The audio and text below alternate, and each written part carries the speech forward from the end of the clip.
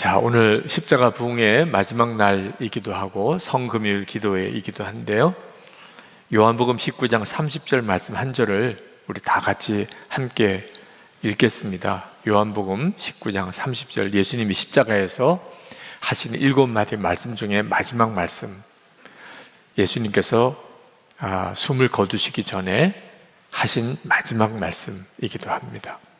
우리 다 같이 함께 읽겠습니다. 예수께서 신 포도주를 받으신 후에 이르시되 다 이루었다 하시고 머리를 숙이니 영원히 떠나가시니라. 아멘. 저는 목사가 되고 난 다음에 꼭 하고 싶은 것이 교회를 어떻든지 성장시켜서 큰 교회 목사가 되고 싶었어요. 아버님이 목회하시는 것을 어려서부터 이렇게 보면서 저도 모르는 사이에 그런 인간적인 마음의 갈망이 있었습니다.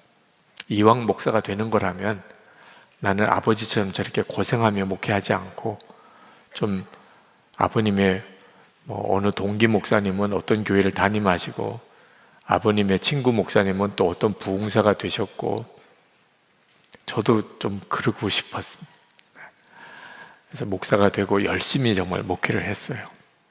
열심히 하면 공부도 잘해지는 거고, 그죠? 열심히 하면 돈도 버는 거고, 목사도 열심히 하면 교회도 성장하는 거잖아요. 제가 여가 활동도 거의 하지 않고, 휴가도 거의 가지 않고, 그러면 교인이 딴 교회 갈까봐 정말 열심히 목회를 했습니다. 근데 목회는 열심히 한다고만 잘 되는 게 아니더라고요. 물론 하나님의 은혜를 진작 알았다면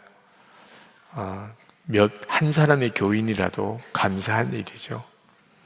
근데 하나님이 주시는 마음으로 한 게 아니고 저 자신의 욕심으로 했기 때문에 항상 만족이 안 되는 겁니다. 더 많은 교인이 있는 교회가 있는 거예요. 그러다 보니까 점점 마음이 조급해지고 그리고 불필요하게 자꾸 불평과 원망, 화가 나는 거예요. 교인들이 조금만 더 열심히 전도해주면 얼마나 좋아. 그죠? 아니, 1년에 한 사람 전도하는 거 어려워요. 그 앞에 가서 그냥 울면 되잖아. 제발 같이 좀 교회 가자고. 한 달만 울어봐요. 한 달만. 전화할 때마다 교회 같이 가자고.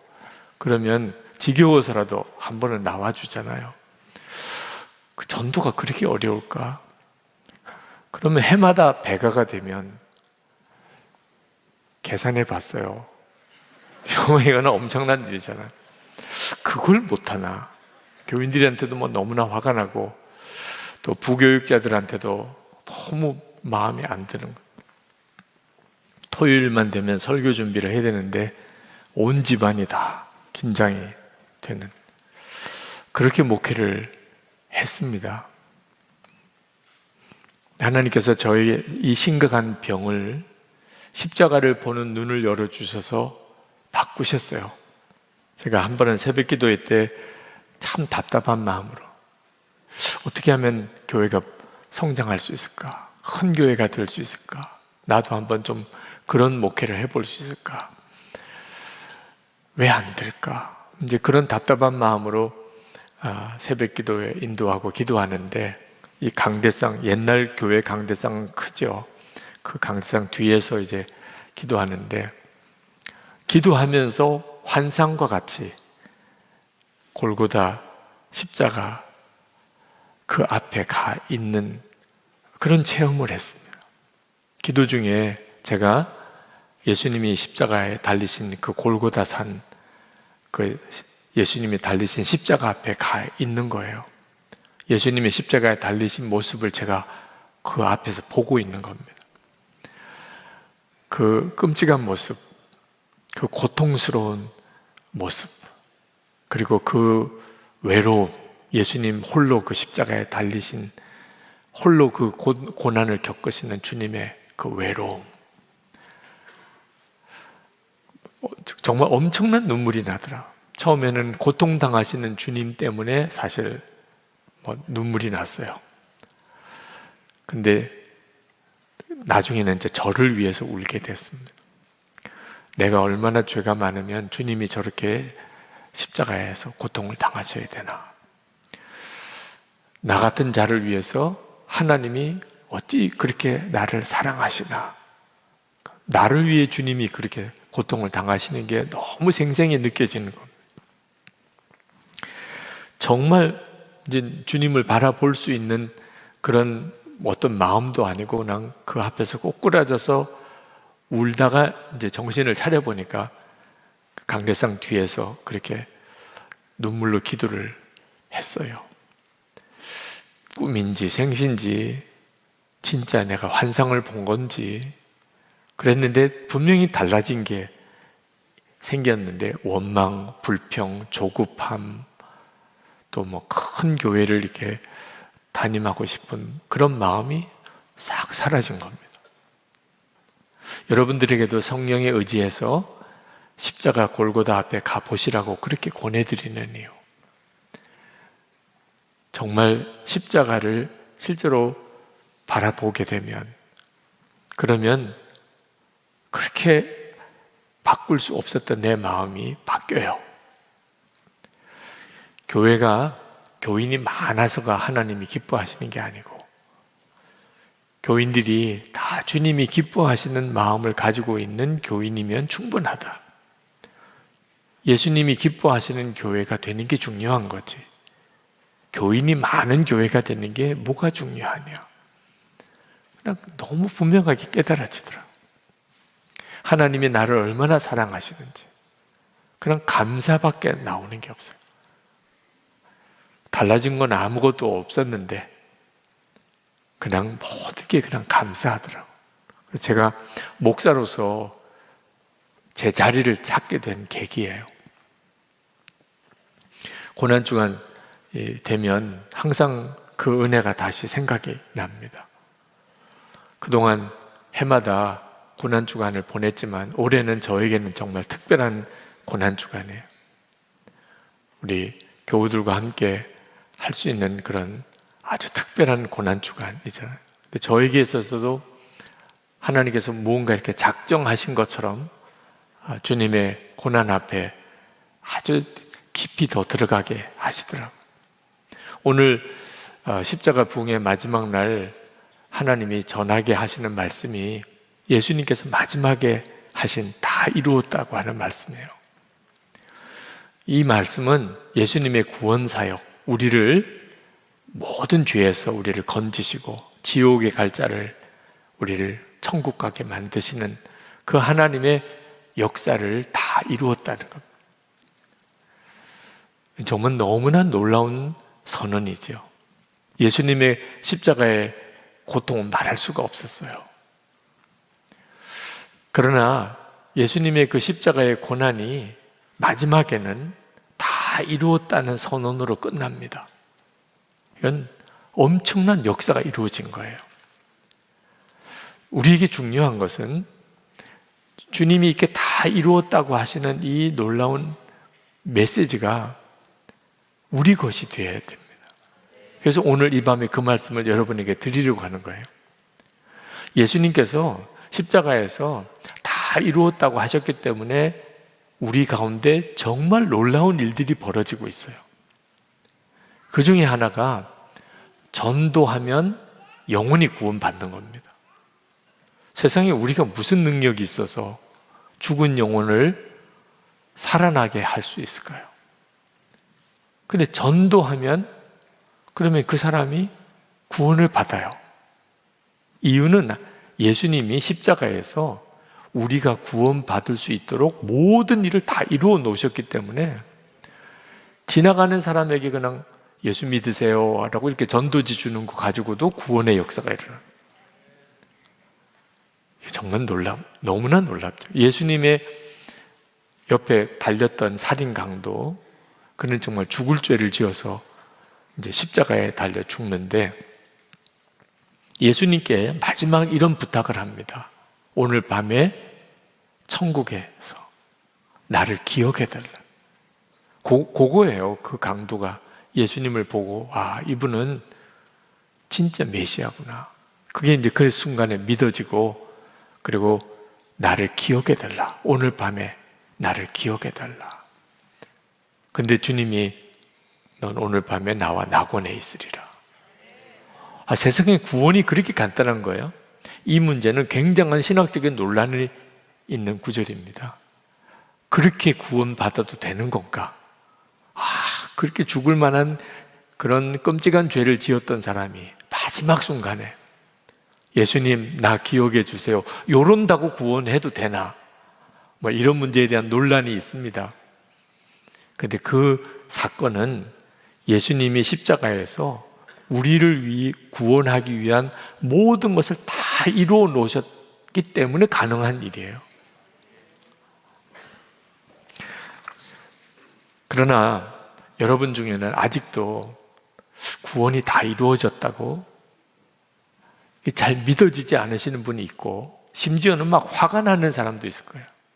다 이루어졌다니, 나도 예수 믿지만 나 여전히 죄 중에 살고 있고, 나는 아직도 진짜 기쁨의 삶, 구원받은 자가 누린다고 하는 평안, 감사와 사랑의 삶을 살아내지 못하고 있는, 나도 그렇고 우리 가정도 그렇고 예수를 믿고 구원받았다고는 하지만 이것도 구원받은 삶인가? 그런 답답한 가운데 여전히 있는데 다 이루어졌다니, 그게 무슨 말이냐? 이런 분들이 있으실 거예요. 그래서 오늘 이 밤에 그 문제를 해결받아야 된다는 거예요. 예수를 믿고도 여전히 그런 상태에 머무르는 것은 너무 억울한 일이거든요. 예수님은 분명히 십자가에서 다 이루었다고 하셨는데 내게는 뭔가 이루어지지 않은 게 투성이죠. 이건 문제가 있는 거잖아요. 여러분, 예수님께서 십자가에서 진짜 나의 구원을 다 이루셨을까? 그렇습니다. 여러분, 갓난아기를 보면 사람입니까? 아직은 사람이 덜 됐습니까? 질문 자체도 참 말이 안 되는 질문이죠. 갓난아기도 사람이죠. 그죠?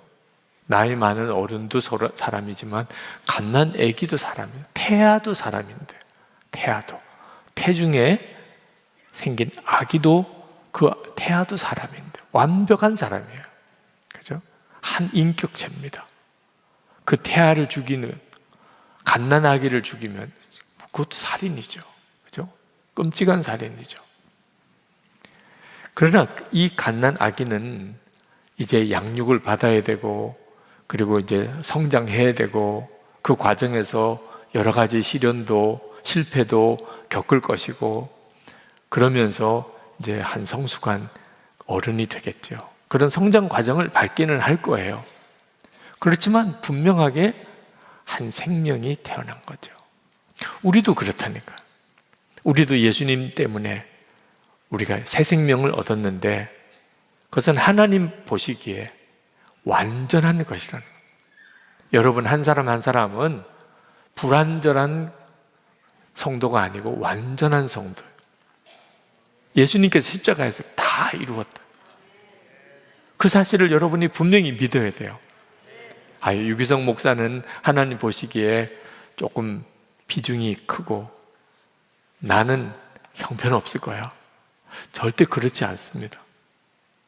여러분, 이 자리에 계신 여러분 모두 영상으로 이 말씀을 들으시는 분 어느 한 사람도 하나님 보시기에 너는 아직 덜 됐어, 이런 사람이 없어요. 마치 갓난 아기가 태어났을 때 너무 연약하잖아. 모든 걸 다 돌봐줘야 되잖아. 그래도 그 아기는 완전한 사람이듯이, 그게 예수님께서 십자가에서 이루어 놓으신 일이에요. 하나님께서 우리에게 죄 사함만 주신 게 아닙니다. 많은 분들이 오해하고 있어요. 나는 죄 사함은 받았다는 건 믿습니다. 그러나 나는 거룩하진 않아. 나는 의롭지도 않고. 그러니까 뭔가 부족한 존재죠. 예수 믿는 사람으로서 나는 부족해. 여러분, 예수님께서 십자가에서 우리의 죄만 사하신 게 아니고 우리를 의롭게 하셨고 완전히 의롭게 만드셨어요. 하나님과 연합하게 하셨어요. 우리를 영화롭게 하셨어요. 로마서 8장 30절에 보면 분명히 말씀하셨어요.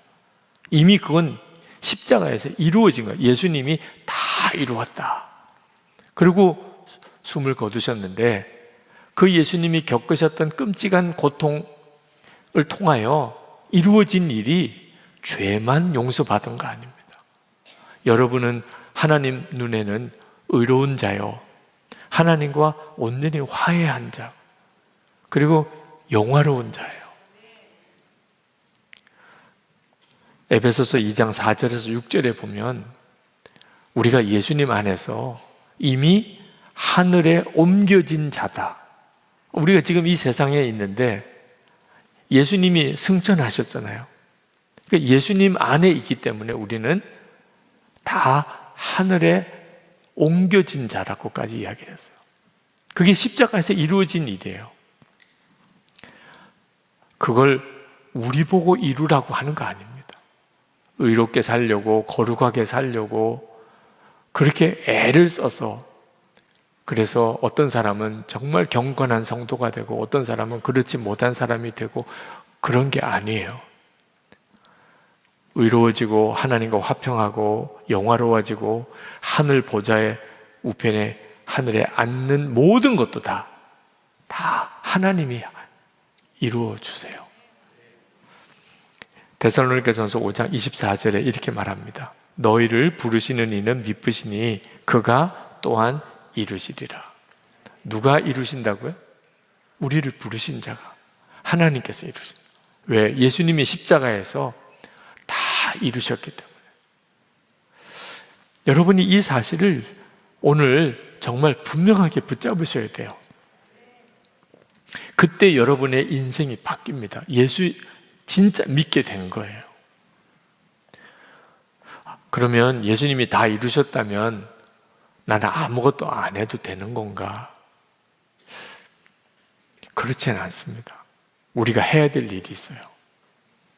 정말 중요해요.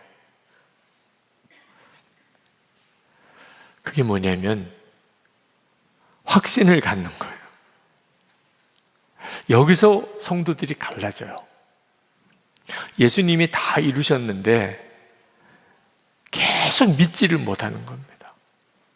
내가 뭔가를 해야 될 것 같고 내가 진짜 그런 단계까지 갈까 걱정이 되고,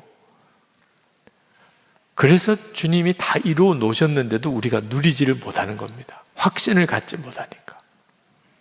빌립보서 1장 6절 말씀을 같이 한번 읽어보십시다.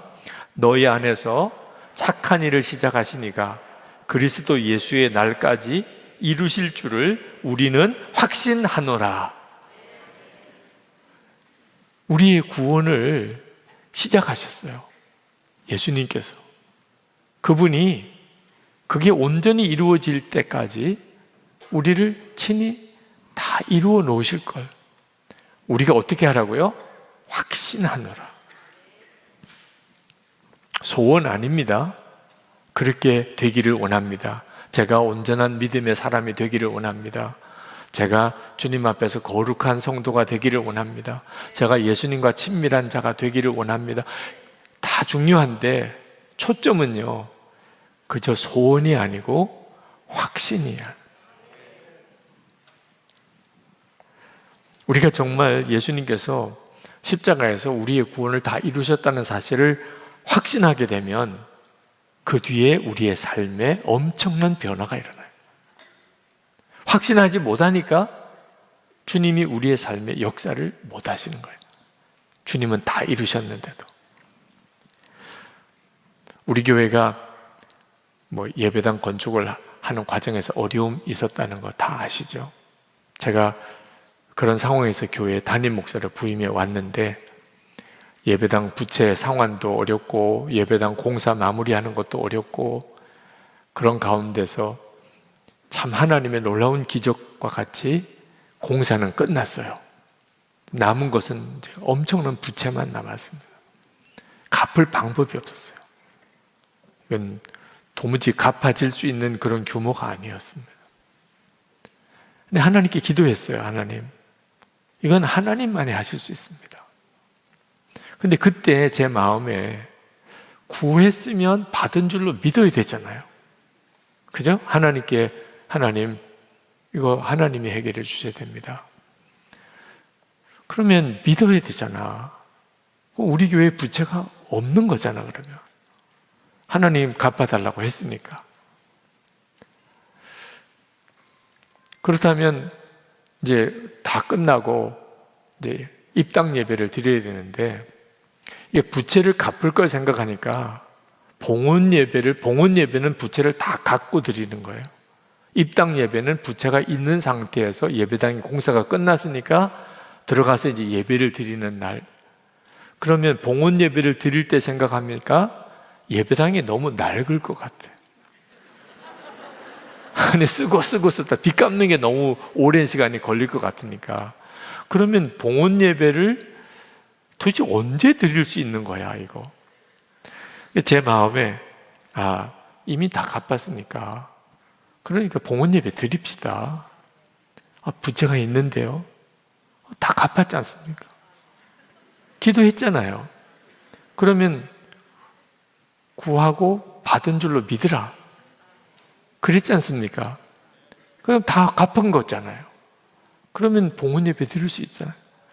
장로님들도 막 헷갈리는 것 같아요. 목사님 말씀을 들으면 그런 것 같고, 장부 보면 여전히 빚이 있고. 그래도 하여튼 장로님들이 참 감사하게도 따라주셔서 봉헌 예배 드렸어요. 봉헌 예배를. 그리고 계속해서 이제 우리 교우들하고 믿음의 실랑이를 한 거예요. 우리 교회에 빚 있다 없다. 계속 이 문제가 우리들에게 숙제가 되는 거예요. 우리 교회에 빚 있다 없다. 저는 없습니다. 없으니까. 그러니까 어떻게 해요? 성도들이 11조하고 감사헌금하고 했던 헌금은 선교비, 또 구제, 봉사, 또 교육, 교회에서 해야 될 일들을 위해서 사용해야죠. 이제 빚은 다 갚았으니까. 그러니까 장로님들께서 재정을 보실 때마다 너무너무 두려운 거예요. 지금 헌금 들어오는 것마다 다 이자 갚고 다 원금 상환하기도 지금 모자란데, 지금 선교비 보냅시다, 뭐 봉사합시다, 뭐 교회 부담금 본부에다가 제대로 냅시다. 그러니까 막 헷갈리시는 것 같아요. 그때마다 몇 번 회의하면서, 우리 기도했습니까? 예. 그러면 하나님이 응답해 주신 줄 믿습니까? 예. 그러면 흘려 보냅시다. 그러나 현실적으로 빚은 있으니까, 그러면 이 빚은 어떻게 갚냐? 교인들 중에 건축 헌금이라고 한 것만, 그것만 이자 갚고 원금 상환하는 대로 씁시다. 근데 이 건축 헌금이라고 한 거니까 그거는 건축 비로 상환에 써야 되는 거잖아요. 그죠? 목적에 맞게끔 그렇게만 합시다. 그래서 사실 지금까지 온 거예요. 우리 교회가 감리교회 중에서 재정 결산이 가장 많은 교회입니다. 그런데 여전히 우리 교회 빚이, 건축 부채가 한 42억 원 남아 있습니다. 듣는 분들마다 헷갈려해요. 아니, 그거 빨리 갚으시죠. 왜 가지고 있으세요? 우리는 건축 헌금으로 헌금된 것만 건축비 상환을 합니다. 그래서 사실 지난 20년 동안 선한 목자 교회가 있었던 거고, 하나님이 이 교회를 그래도 감리교에서 재정 결산이 가장 많은, 통계상으로 많은 교회가 되게 하신 거예요. 길을 정확히 보여준 거죠. 교회가 참 재정적으로 어려움이 부딪혔을 때가 있었어요. 그때는 이자도 못 갚을 것 같았어요. 그때 기쁜 마음으로 헌금하고 싶은 분들만 헌금해 주세요. 건축 헌금을 하긴 해야 되는데 의무적으로 하는 것도 아니고 기쁜 마음으로 하고 싶은 사람, 하나님이 정말 역사할 수 있는 길로만 갔어요. 미련할 정도로. 이유가 뭐죠? 확신 때문에요. 예수님께서 십자가에서 다 이루었다, 이걸 확신하게 되면 생각도 달라지고 말도 달라지고 행동도 결정도 다 달라져요. 하나님이 역사할 수 있는 길로 갈 수 있어요. 확신이 있으니까. 지금은 어렵지만 하나님이 이미 다 해결해 주셨어. 이렇게 믿어지면 그렇게 반응할 수 있어요. 근데 그게 안 되니까, 믿어지지 않으니까 하나님이 역사할 수 없는 길로 자꾸 가게 되는 거예요. 여러분, 배우자가 변화될 거다, 또 자녀들이 변화될 거다, 안 믿어지시는 분들이 있을 거예요. 마음에는 재정적인 문제로 인한 걱정과 염려, 건강 문제, 우리를 염려에 빠뜨리는 것 많을 거예요. 근데 성경은 뭐라고 이야기하냐면 베드로전서 5장 7절에 너희 염려를 다 주께 맡기라, 이는 그가 너희를 돌보심이라, 그렇게 말씀하셨어요. 예수님께서 십자가에서 다 이루신 것 중에 하나가 우리의 모든 문제를 다 맡으신 거예요. 이제는 우리가 인생을 사는 게 아니고 예수님이 우리의 생명과 주님이 되셔서 우리의 삶을 사시는 거예요. 그러니까 이제 내가 걱정할 게 없는 거예요. 문제가 있고 뭐 걱정할 게 많고, 그래도 염려는 이제 다 주님께 맡겨버려요. 주님이 우리를 돌보시니까. 근데 그게 말만 그런 거예요. 실제로는 염려가 주님께 맡겨지지 않는 사람이 많습니다. 여기 전한수 목사님, 위례 교회를 개척하시고 목회하시는 전한수 목사님 동행일기를 보니까 코로나로 온 가족이 감염이 되신 때 쓰신 일기예요. 몸도 아프고 코로나 감염 때문에 걱정이 한 걱정입니다. 이제 교회 이제 막 개척해서 교회가 서가고 있는 때에 목사님 일가족이 다 격리되어 있으니 예배는 어떻게 하며 뭐 교회 일은 어떻게 하며 걱정이 한둘이 아니에요. 근데 애들은요 얼마나 좋아하는지 엄마 아빠랑 하루 종일 같이, 그것도 일주일 동안 내내 엄마 아빠랑 같이 지내니까 애들은 뭐 너무 좋은 거예요. 격리되어 있는 상황이지만 아이들에게 뭔가 이렇게 기쁜 이벤트 같은 것을 해주고 싶어서 케이크를 주문을 했대요. 그래서 이제 케이크 택배 배달이 왔는데 그거 가지고서 이제 초를 꽂고 뭔가 축하는 하고 먹어야 되지 않겠나. 그래서 얘들아 우리 오늘 뭐 축하할까 그랬더니 애들이 막 이구동성으로 코로나 격리 축하합니다. 코로나 격리 축하합니다. 진짜 철딱서니 있고 없더래요. 지금 엄마 아빠는 얼마나 걱정하고 힘든데 애들은 어쩜 이렇게 철이 없을까. 근데 그때 애들이 코로나 격리 축하합니다 막 하면서 그렇게 즐거워하는 모습을 보고 나야말로 그렇게 해야 되잖아. 내가 믿는 주님은 모든 것을 다 다스리시는 거예요. 내가 그 주님을 믿는 목사인데, 아니 저 아이들 보고 철딱선이 없다고 말할 게 아니고 나야말로 지금 진짜 모든 염려 걱정을 주님께 맡겨드리고, 내가 뭐 건강한데 교회 일을 안 하면 문제가 있지만 코로나 감염으로 인해서 할 수 없이 격리된 형편인데 지금 이 상황은 이 상황대로 주님께 모든 염려 맡겨드리고, 주님 저는 기뻐할 겁니다. 이렇게 해야 이게 맞잖아요. 주님이 보시기에 야 너는 어떻게 이렇게 철도 없니, 이렇게 말할 정도로 기뻐하고 감사해야 당연하죠. 그래서 일기에 그렇게 쓰셨더라고요. 아이들이 철이 없는 게 아니라 가장 멋진 일, 가장 먼저 할 일을 하고 있었다는 생각이 들었습니다. 오늘 하루는 진짜 해야 할 일을 해야겠습니다. 예수님 안에서 푹 쉬면서 근심 걱정 내려놓고 아이처럼 기뻐해 볼 작정입니다. 여러분, 십자가에서 예수님이 나를 완전히 구원하셨다. 죄에서도 건지시고 환난에서도 근심에서도 염려에서 나를 완전히 건지셨어요. 예수님이 우리를 구원하신 것은 죄만 사하신 게 아닙니다. 그걸 사실을 진짜 확신하는. 그러니까 예수님께서 십자가에서 다 이루셨다, 거기에 대해서 우리가 반응해야 되는 것은 뭐죠? 아멘이에요. 아멘. 믿습니다. 그래야 예수님이 다 이루신 것이 의미가 있는 거예요. 예수님이 다 이루셨는데 내가 아멘을 못하면, 그러면 실제로는 주님이 다 이루신 그 은혜를 나는 전혀 누리지 못하는 거잖아요. 그래서 우리는 배우자에게, 자녀들에게 자꾸 근심 어린 말을 자꾸 하게 되는 거예요. 안 믿으니까. 결국 변화시켜 주실 분은 예수님이세요. 내 배우자를 변화시켜 주실 분, 우리 아이들을 변화시켜 주실 분 예수님이세요. 그러면 믿어야죠.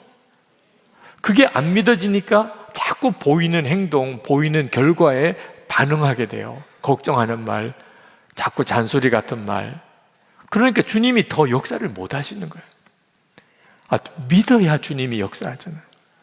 우리가 정말 믿으면, 그러면 걱정을 안 하게 돼요.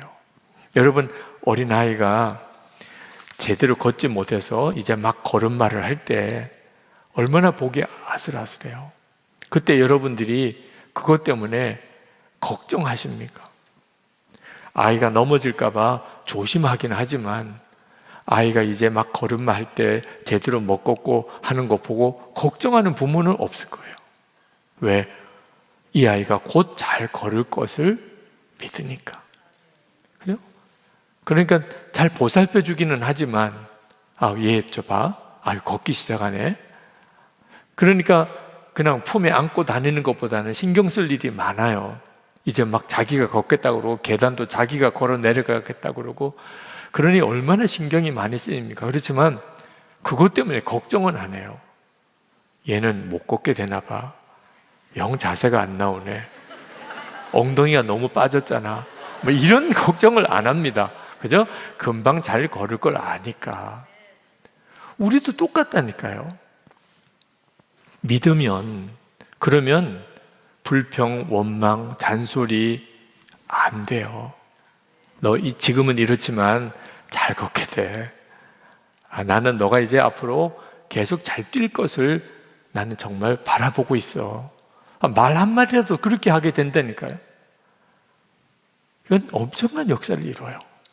여러분이 진짜 십자가에서 예수님께서 나와 우리 집의 모든 구원의 문제를 다 이루셨다, 그 사실을 정말 믿게 되면 지금 현재 눈에 보기에 안타까운 거, 잘 안 되는 것을 볼 때 여러분이 주님을 바라보려고 애쓰게 되고, 그리고 말 한마디도 믿음의 말을 하게 되고, 감사의 말을 하게 되고, 축복하는 말을 하게 되고, 그래서 그 구원이 온전히 이루어지게 되는 거예요. 아무리 슬퍼도 마음에 믿음이 있는 사람은 말씀을 들으면 회복이 됩니다. 장례가 났어요. 참 어려운 장례예요.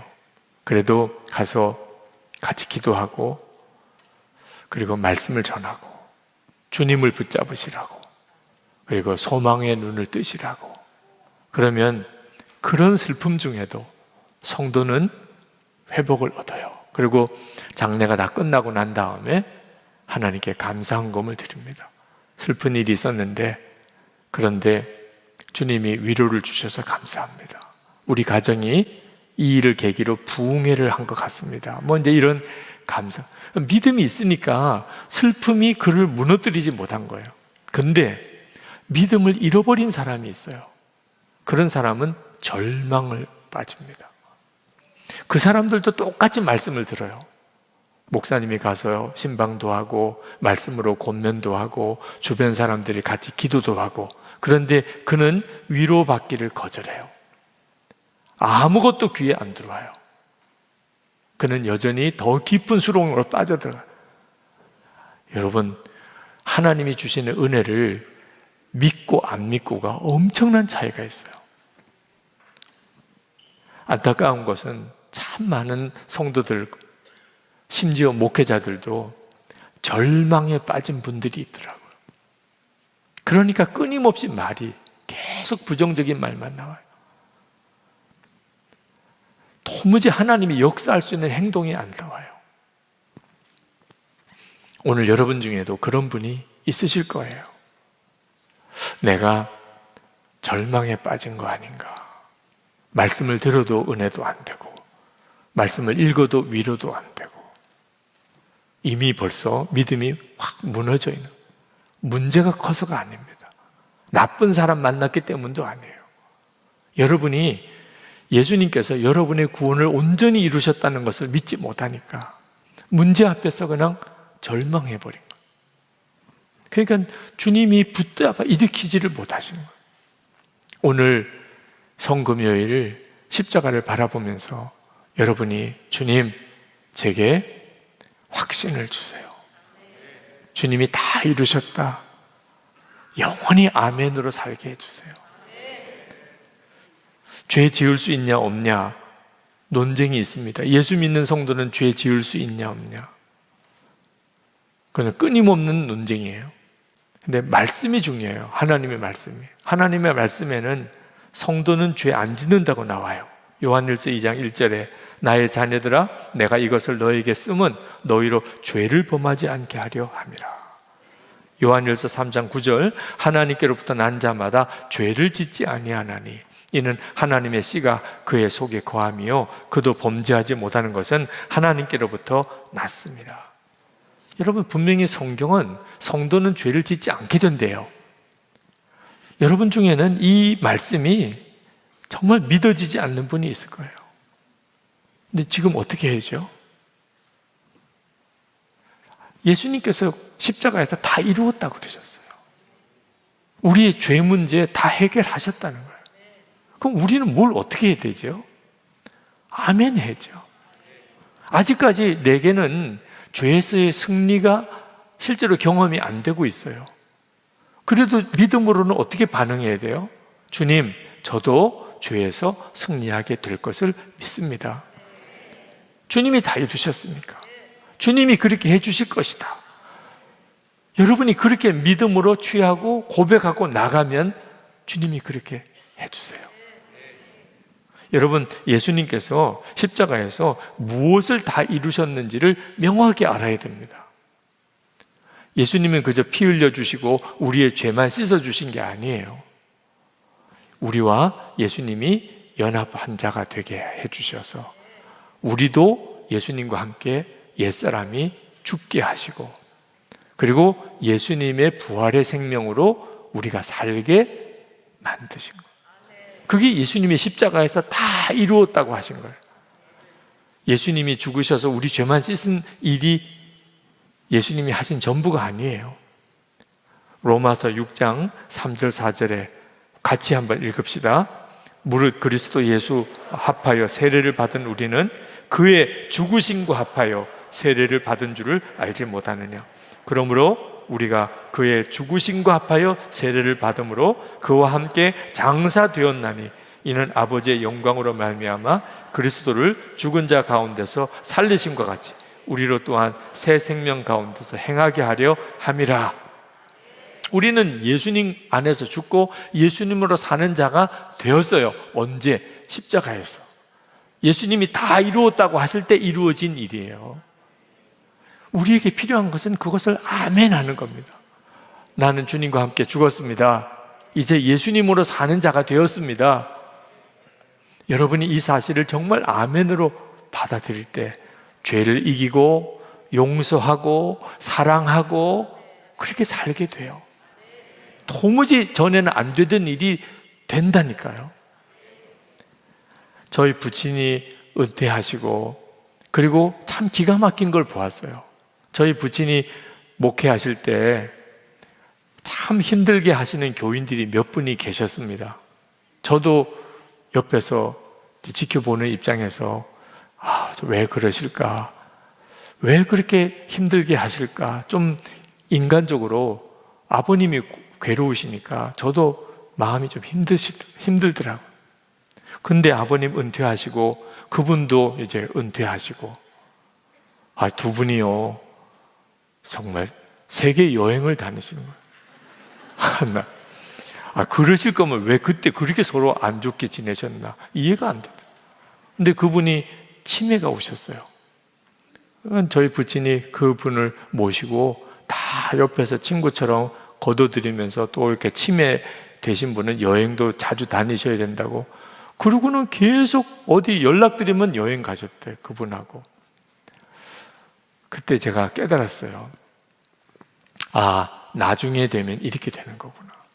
지금은 아무리 뭐 중내산이 해도 나중에는 이렇게 되는 거구나. 결국은 어떻게 되는 것에 대해서 마치 저에게 보여주시는 것 같아요. 그래서 너도 목회할 때 절대로 어떤 누구랑 원수지면 안 된다.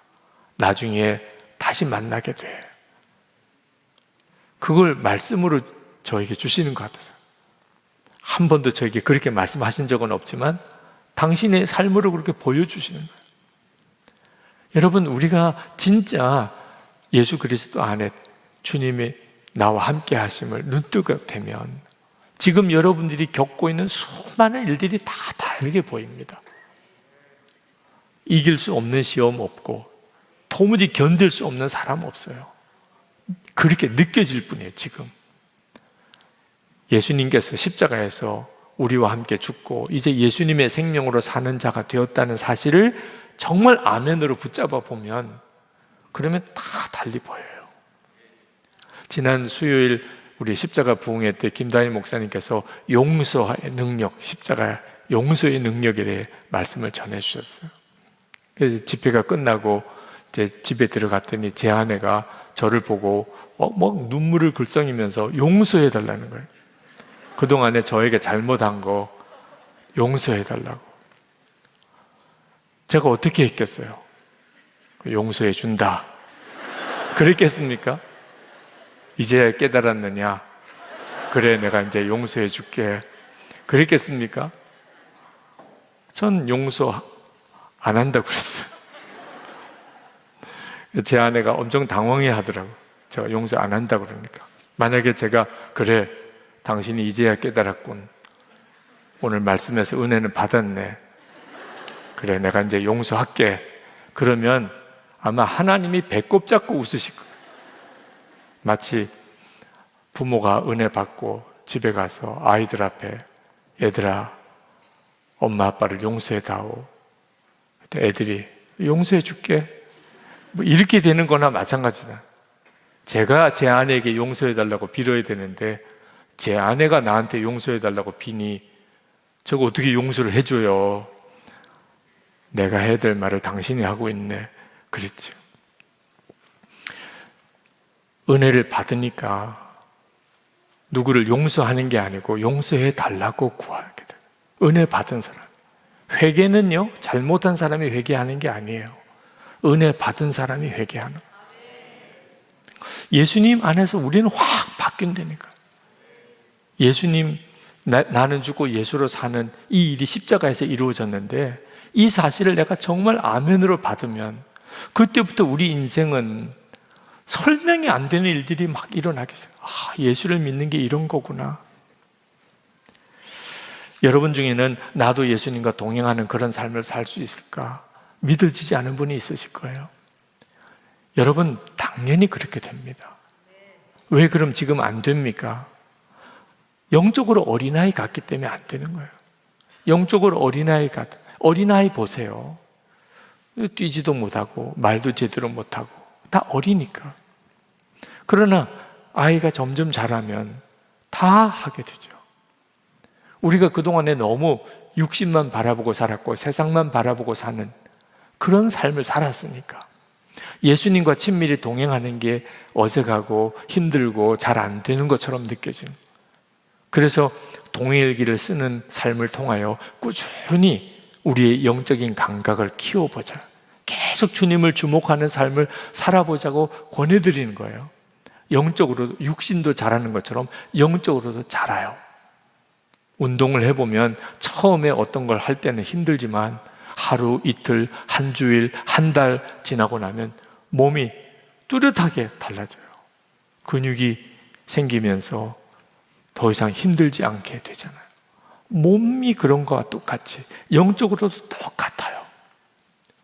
고난은 도무지 나는 고난의 길은 갈 수 없어. 아우, 나는 순교하랄까봐 순종의 결단을 못하겠어. 이런 분들도 있으실 거예요. 영적으로 어리니까. 그러나 여러분, 주님과 동행하는 삶에 대해서 주님이 다 이루셨어요. 여러분이 주님과 친밀히 동행하는 삶을 완벽하게 보장하시려고 여러분 안에 오셨어요. 그러니 뭐 더 이상 어떻게 친밀해요? 여러분 안에 와 계신데. 여러분들도 나중에 믿음의 용사들이 다 돼요. 이기풍 목사님이라고 제주도 선교의 문을 여신 분, 그분이 정말 혈기왕성한 그러나 믿음이 없는 사람, 마포 삼열 목사님이라고 그 선교사님, 그 서양 사람이 한국에 와서 있는 것 자체가 꼴보기 싫다고 그냥 돌을 던져가지고 이마가 깨지고 넘어져서 턱뼈가 부러지는 중상을 입게 됐죠. 그는 뭐 그러고는 자기가 통쾌하게 그 선교사 곤욕을 당하게 만들었다. 그리고 그냥 그날은 지났는데, 이분이 꿈에서 예수님을 만난 거예요. 왜 내가 나를 핍박하느냐. 완전히 까무라졌죠. 그리고 그가 회개하고 예수를 믿고 우리나라 최초의 7 목사 중에 한 분이 됩니다.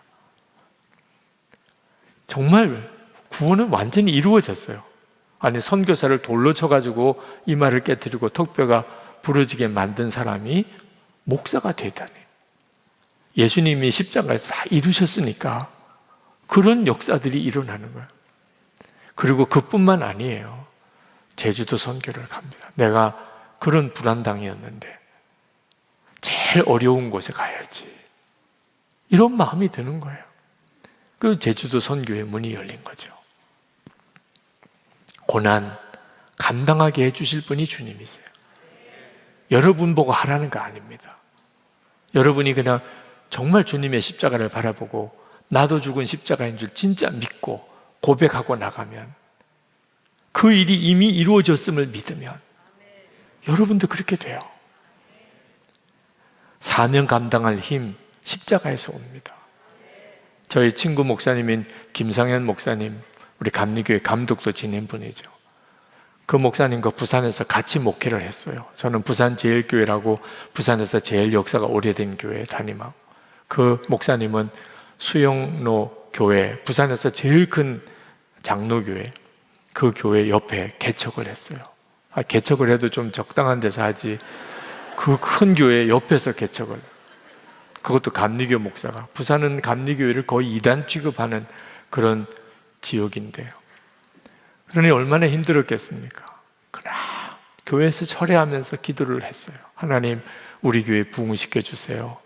개척교회니까 하나님 우리 교회 살려주세요. 어떻든지 우리 교회 전도가 되게 해주세요. 근데 어느 날 기도하는데 하나님의 응답을 받았어요. 응답은 다른 거 아니에요. 이 교회가 부흥되고 잘 되는 것이 내가 더 원하겠냐, 너가 더 원하는 거냐. 그 마음에 대답을 해야 되잖아요. 당연히 하나님이 더 원하시겠죠. 그리고는 걱정 끝. 하나님이 나보다 더 원하시는구나. 우리 교회가 부흥되는 거 하나님이 더 원하시는, 마음에 확신이 들어서. 여러분, 확신이 들면 말 달라지고 얼굴 표정 달라지고 행동이 달라져요. 사람은 그 믿는 대로 말하고 행동하는 거예요. 목사님이 교회가 잘 될 게 믿어지는 거예요. 하나님이 원하시는 거예요. 진짜 아멘이잖아. 하나님이 우리 교회가 잘 되기를 원하시는 거예요. 그러니까 잘 되게 해주세요 라고가 아니고 잘 되게 해주신다. 하나님이 잘 되게 해주십니다. 교인들에게 말씀을 전해도 뭐 식사를 하면서 대화를 해도 하나님이 해주십니다. 교인들이 어떤 느낌이었겠어요? 믿음은 엄청난 전념력이 있습니다. 목사님의 얼굴을 보니까 되는 거죠. 와, 되나 봐. 현실은 너무 어려운데 목사님 얼굴 보니까 되나 봐. 이거 우리 교회가 되나 봐. 그 교회가 그렇게 커지나. 여러분, 해운대 가면 온누리 교회라고, 감리교회인데 온누리 교회라고 굉장히 큰 감리교회가 있습니다. 그 교회예요. 하나님이 하실 것에 대해서 내가 아멘으로 받으면, 그러면 하나님이 하신 일들이 내 삶에 그대로 이루어져요. 설교가 너무 안 돼서 공황장애에 빠진 목사님 상담을 받았어요. 저도 사실 그런 고민을 가지고 있던 사람이에요. 설교를 잘해야 되는데 잘하고 싶다고 잘해지는 게 아니니까. 저는 사실 설교 문제 때문에 엄청 다룸을 많이 받았습니다. 근데 어느 날 갑자기 이런 마음이 들더라고요. 내가 교인들 보고 다 믿음으로 살으라, 힘들고 어려운 문제가 있을 때 하나님을 믿으라고 그래 놓고 왜 설교하는 문제에 대해서는 나는 하나님을 안 믿나? 하나님이 나에게 말씀을 주실 거잖아. 괜히 설교자로 세웠겠어? 그러면 말씀을 주실 거잖아. 그러면 나는 그 말씀을 듣고 전하면 되는 거지. 내가 뭘 고민할 게 뭐 있나? 정말 놀랍더라. 생각해 보니까 내가 설교 때문에 고민할 문제가 아니에요. 그래서 마음에 정했어요. 하나님, 더 이상 설교 때문에 고민하고 그것 때문에 뭐 안달하고 그것 때문에 두려워하지 않겠습니다. 주님이 말씀을 주실 줄 믿습니다. 저는 그냥 받아만 적겠습니다. 말씀을 주세요. 근데 혹시 안 주시면 저 설교 안 하겠습니다. 너무 간단하더라고요. 안 주셨는데 내가 괜히 설교하면 졸기만 하잖아요. 그죠? 짜증만 나고. 설교할 거 안 주시면 저 안 하겠습니다. 주시면 하겠습니다. 그때부터 저는 설교 준비가 주님이 주시는 말씀을 받는 시간이에요. 오늘도 조금씩, 오늘도 조금씩, 오늘도 조금씩 주님이 저에게, 주님이 정말 말씀을 주시려는 것에 대해서 초점을 쫙 맞춰가는. 오늘도 제 집회 들어오기 전에 하나님 앞에 간절한 마음으로 기도하는데 하나님께서 저에게 주님이 오늘 전하게 하신 것에 대한 너무나 뜨거운 마음을 주시는 거예요. 정말 너무나 뜨거운 마음을. 말씀에서 제가 먼저 은혜 받고 다른 교인들에게 다 말씀을 전하지 못하는 것까지 저는 말씀을 준비하다가 깨닫고, 어떤 때는 하나님, 교인들이 나에게 돌을 던져도 오늘 설교 들을 사람이 한 사람 없어도 충분합니다. 받은 은혜가 너무 크니까. 그러니까 설교가 스트레스였는데 설교가 행복한 것이 됐어요. 이제는 성령께서 여러분들과 함께 역사하는 시간이 되기를 바랍니다. 예수님이 십자가에서 다 이루었다. 우리의 속죄도, 우리를 의롭게 하시는 것도, 우리를 하나님과 화평하게 하시는, 우리를 영화롭게 하시는 것도, 우리의 가정 구원도, 여러분이 그렇게 기도하는 기도에 대한 응답도, 여러분에게 주신 사명을 감당할 수 있는 힘도 다 주님이 하시고 그걸 다 이미 이루셨어요. 우리에게 원하는 것은 믿으라는 거예요. 확신하라는 거예요. 더 이상 불평하고 낙심하고 원망하지 말고 믿으라, 감사하고 찬양하고 그렇게 나가라. 주님만 바라보라는 거예요. 십자가를 바라보라는 거예요. 아멘이십니까? 우리 다 찬양하고 그리고 기도합시다.